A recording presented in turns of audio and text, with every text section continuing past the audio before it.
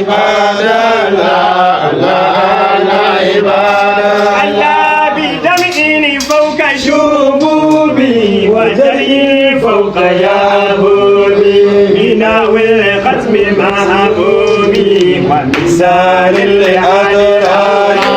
الله عباد الله الله عباد الله مولانا وملجانا وموانا وملجانا مولانا وملجانا وموانا وملجانا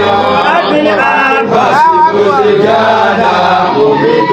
كل تجاري الله الله عباد الله الله عباد الله على العقيدة برجلاه خيال الختم بشراه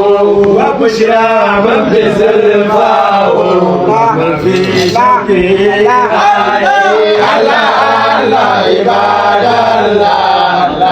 الله عباد الله على العقيدة برجلاه خيال الختم بشراه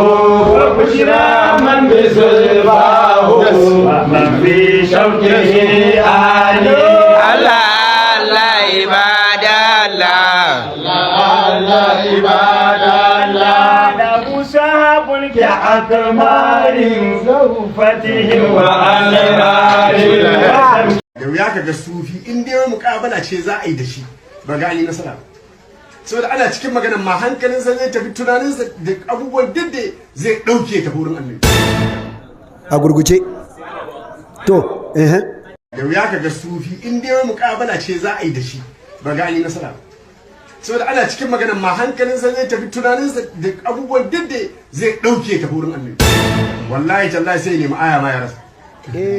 sai ya nemi wani hadisi da yake so ya kama wajen ya rasa annabi ya tare shi hasken annabi ya cika shi ya manta ma da ayoyin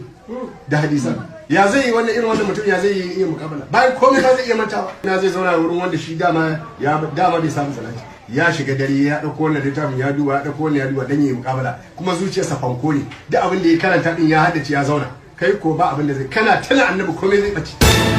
ta ina za a yi mukabala wanda in aka matsa wani lokaci sunan ka ba sai ka manta so abin da kawai muka kafa akai mu ci gaba da da Allah wannan kyale shi da Allah maganar jahili da ana kaudena kawo mana maganar sa ni ba son magana wannan jahili mun ce kawai je makaranta malam ta gano ci gaba can